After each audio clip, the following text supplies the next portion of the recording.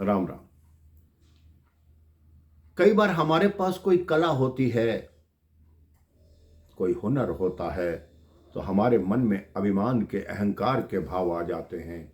लेकिन जो असली हुनरमंद हैं, उनके मन में कभी भी अहंकार के भाव नहीं आने चाहिए।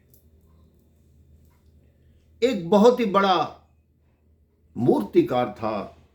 लोग उसकी इतनी प्रशंसा करते कि उसकी बनाई हुई मूर्तियां कोई दूर से देखता तो ऐसा प्रतीत होता मानो कोई व्यक्ति बैठा है, मानो भगवान ही खड़े हैं। उसकी मूर्ति बनाने की कला इतनी सुंदर थी।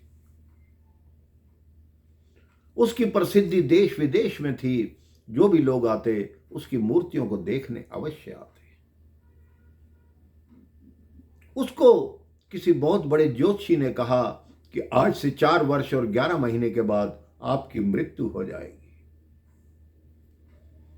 जैसे ही वो दिन नजदीक आ रहा था, उसने मन में विचार किया कि मेरी मृत्यु निकट आ रही है, ऐसा कार्य करूं कि भगवान भी उलझन में पड़ जाए।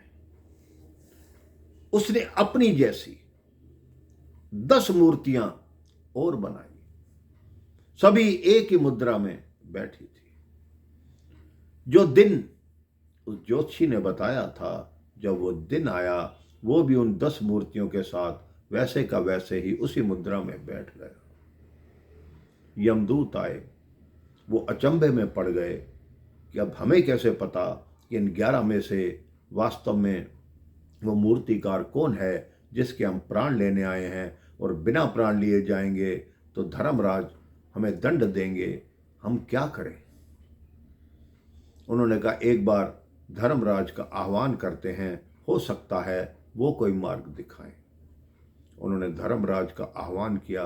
धर्मराज ने कहा, कहो क्या मुश्किल हो रही है? उन्होंने बताया। धर्मराज ने उनके कान में एक मंत्र फूका और वो चले गए। अब उन यमदूतों ने कहा कि वाह भाई वाह, मूर्तिवान, क्या कलाकार मूर्ति वाला है, मूर्तिकार है, जिसने ऐसी सुंदर मूर्तियां बनाई हैं कि दूर से ऐसा ही लगता है कि वास्तव में कोई बैठा हो। लेकिन इस मूर्ति की नाक थोड़ी मोटी कर दी, बाकी मूर्तियों की नाक बिल्कुल ठीक है। जो बैठा हुआ व्यक्ति था वो बोल पड़ा, कहां से मोटी हो गई नाक? कहते हैं, मूर्तिकार, तुम्हें सब कुछ याद रहा, लेकिन एक बात भूल गए कि मूर्तियां कभी बोलती नहीं है।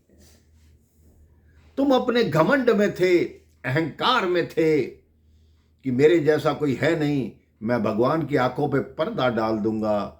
लेकिन हमें मालूम है कि मानव की सबसे बड़ी कमजोरी उसके मन का घमंड है, उसके मन का अहंकार है। कोई भी उसकी जरा सी गलती निकालता है तो वो तुनक जाता है। सुन तो लीजिए कि वो व्यक्ति क्यों आपके बारे में कह रहा है। हो सकता है आपकी गलती सुधारने के लिए ही आपको कह रहा हो।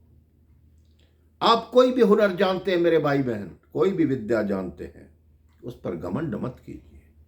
क्योंकि हमारे गुरुदेव कहते हैं, विद्या ऐसी चीज है, जितना बांटते जाओगे उतना बढ़ती जाएगी।